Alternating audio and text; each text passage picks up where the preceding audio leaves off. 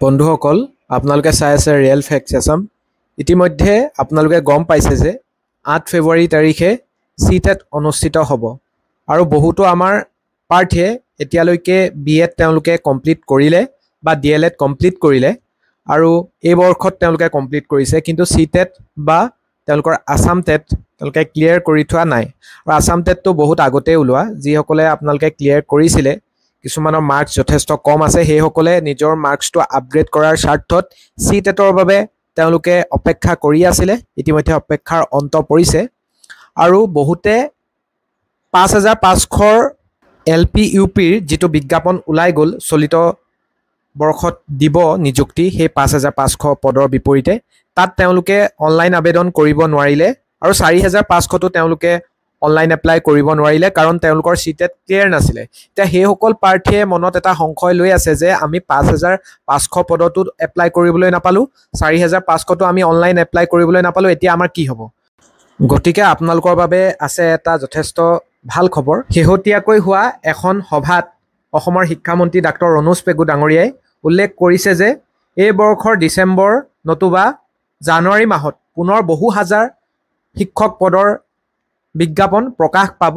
আৰু স্বাভাৱিকতে আপোনালোকে যিসকলে নিম্ন প্ৰাথমিক আৰু উচ্চ প্ৰাথমিকৰ বাবে আপোনালোকে প্ৰিপেৰেশ্যন কৰি আছে, আপোনালোকৰ সিটেট ক্লিয়াৰ হৈ থকা নাই, নতুবা এই বৰ্ষত আপোনালোকে ডিএলএড বা বিএড কমপ্লিট কৰি ওলাইছে, আপোনালোকে সিটেট দিবলৈ সময় সুবিধা পোৱা নাছিলে, কিন্তু আপোনালোকে ভালদৰে প্ৰিপেৰেশ্যন কৰিলে নিশ্চয় নতুনকৈ যিটো 2026 বৰ্ষত LP UPৰ নিযুক্তি দিবগৈ, তাত আপোনালোকে এটা চাকৰি পাবলৈ সক্ষম হ'ব। গতিকে চাওঁ শেহতীয়াকৈ হৈ যোৱা সেই সভাখনত শিক্ষামন্ত্ৰী ডাঙৰীয়াই আহিব লগা শিক্ষক নিযুক্তি সন্দৰ্ভত বিজ্ঞাপন প্ৰকাশ কৰাৰ সন্দৰ্ভত কি বুলি মন্তব্য কৰিছিল।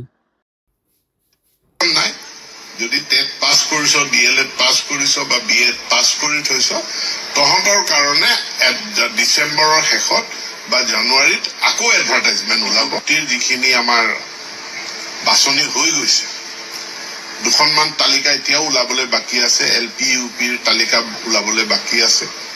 এই গোটেইখিনি শিক্ষক নিযুক্তি হৈ যাব আৰু ডিচেম্বৰ মাহত নহ'লে জানুৱাৰী মাহত আমাৰ আকৌ বিজ্ঞাপন ওলাব, এডভাৰটাইজমেণ্ট ওলাব।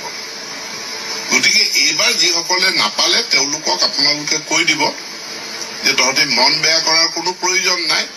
যদি টেট পাছ কৰিছ, ডিএলএড পাছ কৰিছ বা বিএড পাছ কৰি থৈছ, তহঁতৰ কাৰণে ডিচেম্বৰৰ শেষত বা জানুৱাৰীত আকৌ এডভাৰটাইজমেণ্ট ওলাব, আকৌ বিজ্ঞাপন ওলাব আৰু তহঁতি সকলোৱে এপ্লাই কৰিব পাৰিবি। এই খবৰটো মানুহখিনিক দি দিব। পুনৰ আপোনালোক সকলোকে মই দীপান্বিতাৰ শুভেচ্ছা জ্ঞাপন কৰিলোঁ। জুবিন গাৰ্গৰ মৃত্যুৰ কাৰণে অসমত এটা দুখৰ পৰিস্থিতি বিৰাজমান হৈ আছে আৰু ইয়াৰ মাজত আমি